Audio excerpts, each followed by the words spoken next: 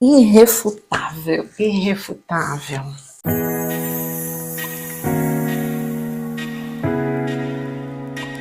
Olá, você está no Palavrinhando. Ela é Roseli Mazzulo. E ela é Rosana Freneda. E a gente está aqui para Palavrinhar. Hoje é dia de sorteio. Então bora sortear. Bora sortear. O nosso pote. Puxa aí, Rosinha. Ai, ai. Vamos lá para uma palavra bem interessante. Bem interessante. Nossa. Irrefutável. Irrefutável. Enquanto eu procuro a palavra, você dá os seus recadinhos. Eu dou meus recadinhos de praxe, pedindo para vocês curtirem muito o canal, curtirem o nosso trabalho, assistirem ao vídeo, compartilharem se acharem ele interessante, pertinente para alguém que vocês conheçam, ativarem o sininho para serem lembrados todas as vezes que os novos episódios sobem. Óbvio, se inscreverem no canal, comentarem muito, fazerem parte conosco desse propósito de agigantar pessoas. Sempre logado, senão o Instagram ignora qualquer uma dessas ações. Aí, vamos despertar. Irrefutável, adjetivo irrespondível. Só.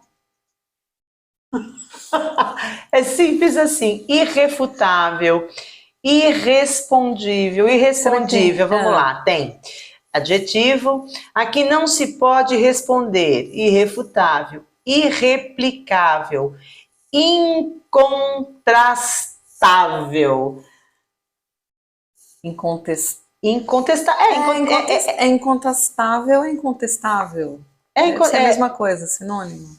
Irrefutável, irreplicável, incontrastável.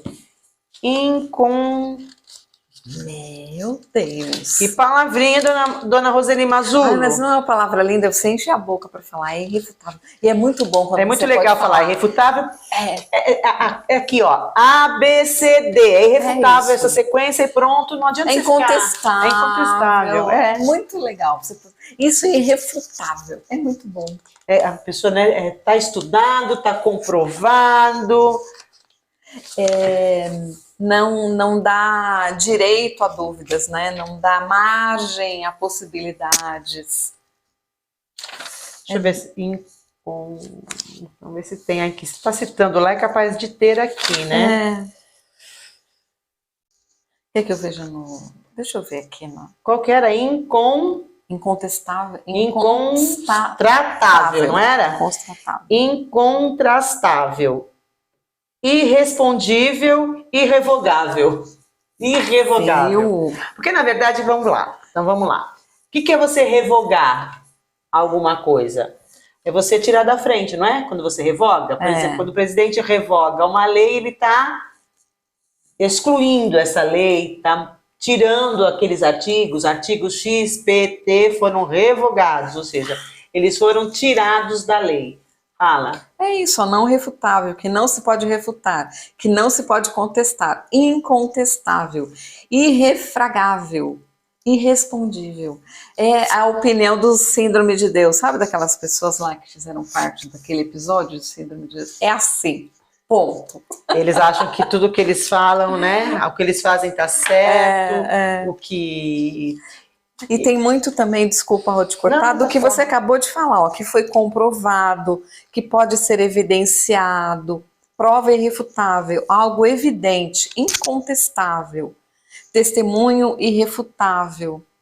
É muito interessante isso. Essa coisa do testemunho irrefutável é legal, porque normalmente você dá testemunho para validar, para ajudar o juiz a defender a defender não, né?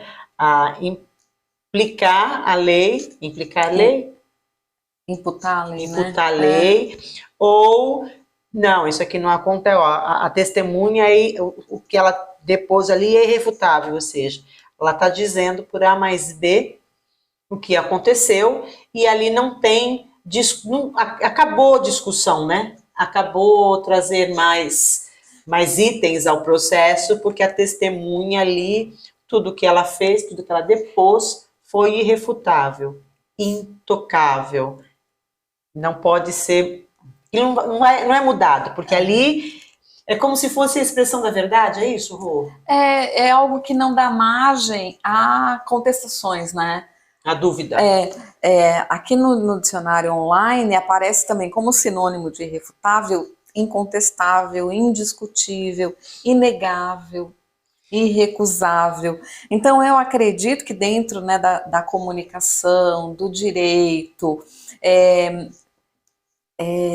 sob pontos de vista, às vezes a pessoa fala algo que realmente é irrefutável, porque ela está coberta de razão no sentido das minúcias, dos detalhes, ou estudou acerca daquilo e sabe exatamente o que está fazendo. Você imagina para um juiz, né, atestar que um testemunho é irrefutável, ou seja, ele não deixa margem à dúvida, né? Sim, ele é tão preciso no depoimento dele que não há o que ser contestado. Na verdade, né, irrefutável é incontestável. Incontestável. E o refutável, então, se a gente for falar do oposto, né, do antônimo, é tudo aquilo que você muda, daquilo que você altera. Que dá margem a vários pontos de vista. Porque num primeiro momento parece que é uma palavra que pouco se fala. É só no meio mesmo do jurídico, né? Mais jurídico. Mas quando a gente vai para o nosso dia a dia, para o nosso mundinho, para o nosso mundo, para as nossas vontades, para as nossas ideias e convicções, o irrefutável é justamente eu refuto, eu acredito que seja. Né? O irrefutável já não te dá essa possibilidade. Também não dá margem a erro, né, Rô? Eu ia falar, não dá margem a erro. Quando é irrefutável, ó, tá aqui, tá provado, determinado, então não há erro. Tá tudo certo e é como se, né, encerra, no caso jurídico, aí você encerrou o caso porque foi tudo devidamente comprovado, devidamente fechado o caso, fecha, aí acabou, fechou.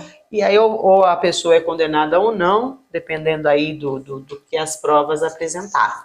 E numa situação de dia a dia, pode acontecer, né, as pessoas que têm aí essa palavra, abraça o dicionário de palavras dela, é quando você está numa discussão e alguém tem um argumento que é irrefutável. Sabe, ou você mesma, né? Exatamente. Ou a gente mesma. Quando você coloca uma opinião que não dá margem às pessoas de duvidarem, de contestarem. E de duplo sentido, né? Exatamente. Não dá margem ao que você está dizendo, é exatamente aquilo. Então, você não deixa o teu conteúdo, a tua fala, ter duplicidade de sentido. Então, ou seja, o que eu falei é irrefutável porque está claro. Exatamente. Né? E olha o peso disso, né?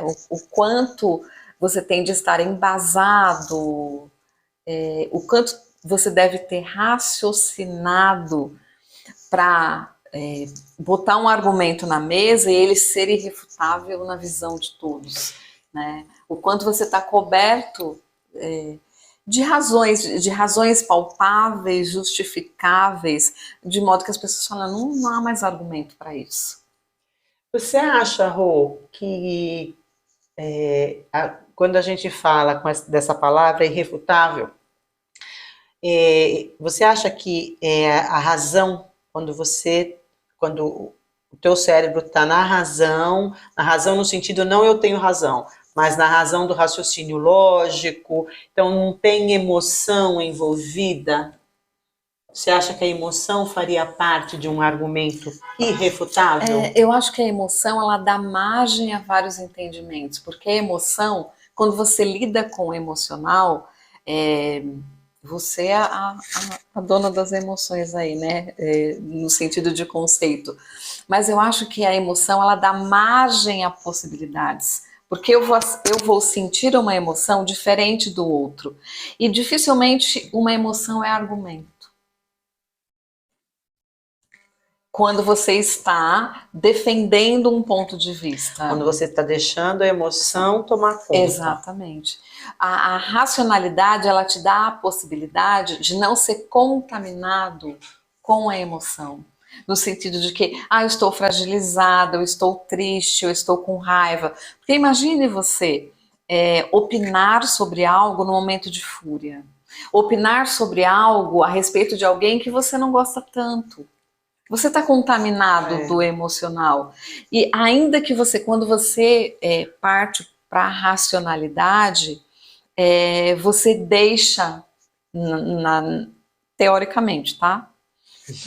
Por isso que a emoção muitas vezes nos contamina. Quantas vezes a gente não gosta da pessoa, não convive com ela, não conhece tanto, mas o posicionamento dela pode ser irrefutável. Ela tá certa, ela tá com razão, independente do meu emocional, do meu estado emocional, a maneira com a qual a pessoa vive, colocou algum posicionamento, é viável de ser irrefutável. E quando eu tenho a emoção, eu vou buscar. Eu não gosto daquilo, eu não quero porque aquilo. É subjetivo, né? É subjetivo.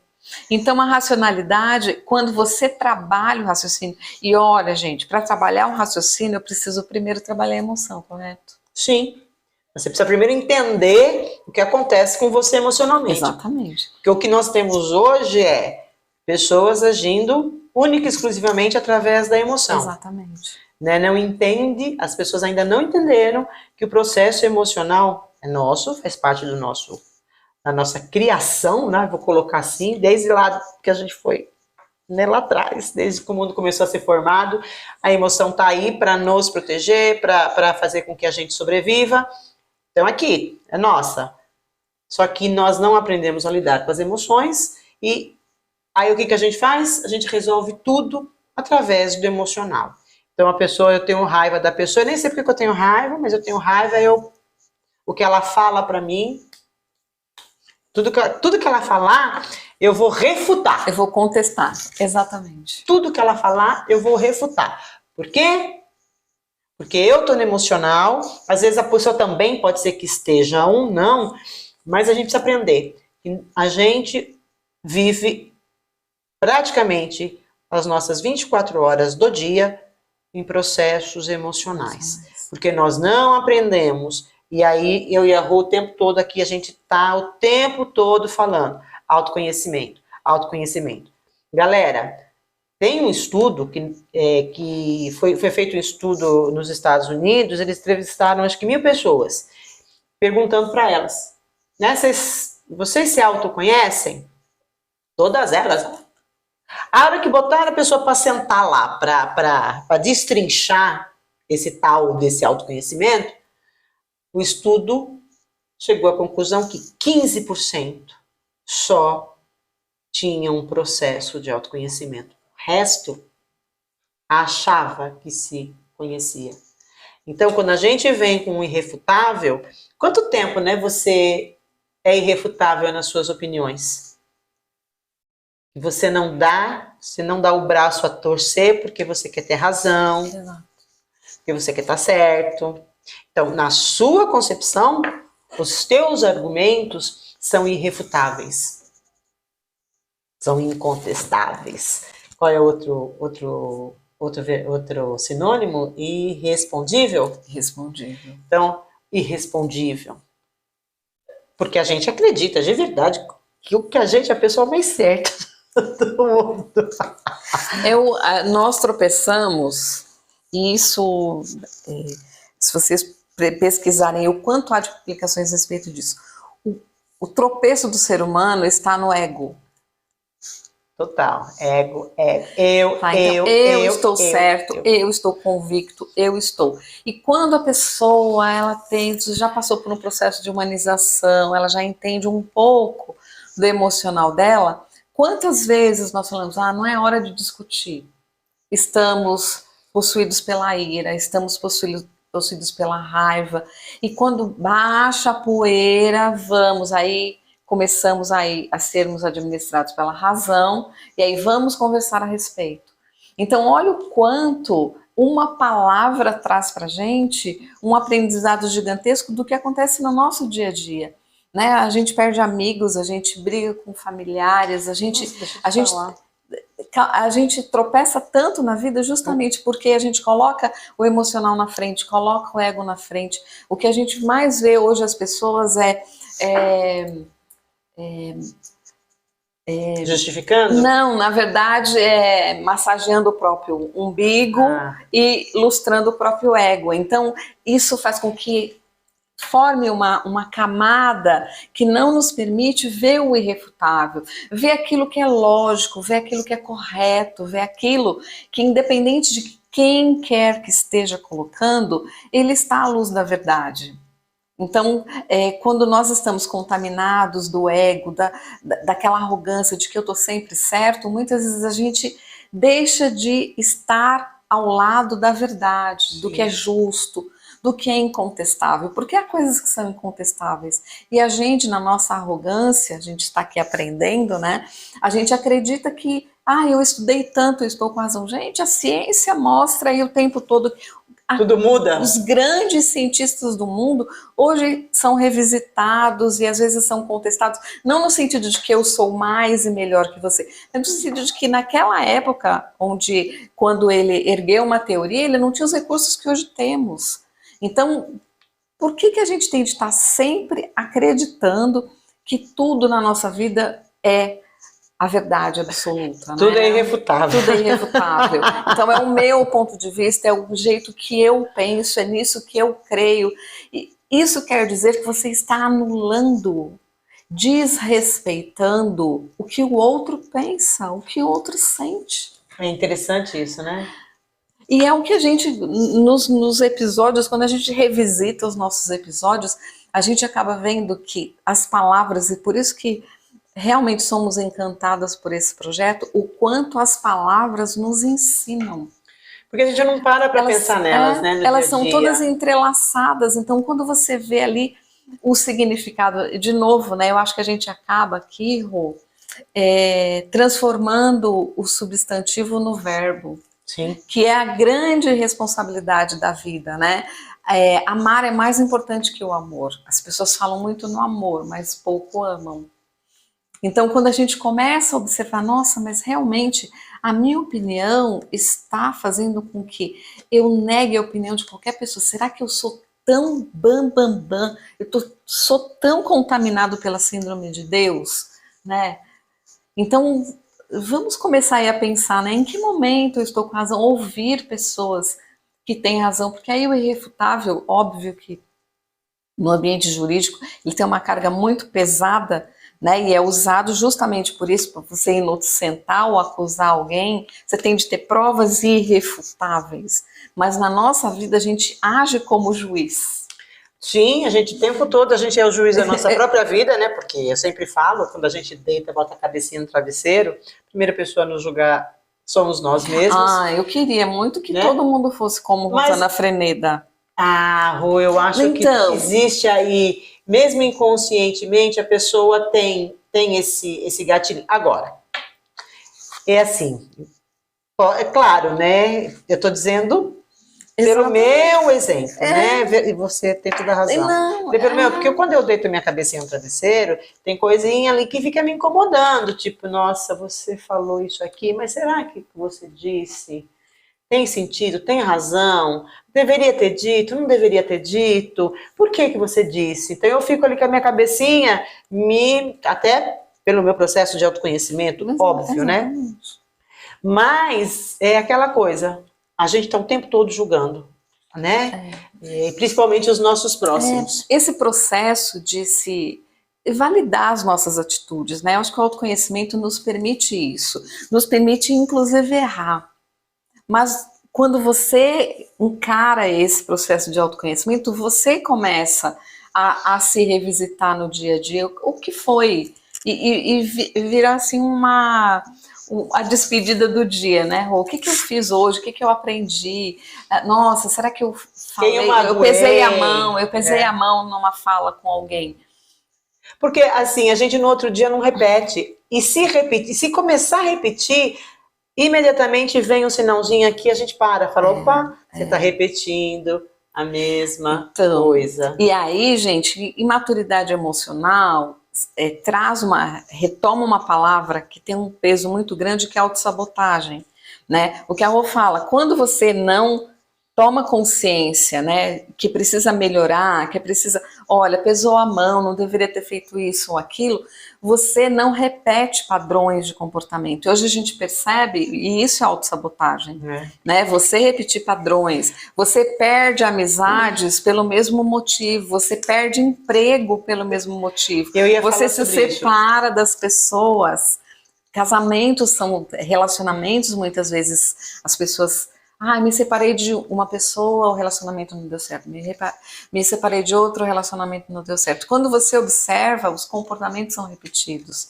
Por isso que o autoconhecimento é tão precioso. É uma ferramenta maravilhosa para a gente evoluir, crescer, aprender, para a gente ser melhor, né? Para a gente ser melhor para nós, para quem está do nosso lado, quando a gente está no nosso trabalho, porque a gente consegue buscar equilíbrio, né? E dentro do equilíbrio você consegue se comunicar melhor. Então a comunicação aí ela entra na relação interpessoal, entra na liderança. Então, enfim. Então a base ali das soft skills que a gente tanto fala é o autoconhecimento. E é irrefutável. Exatamente.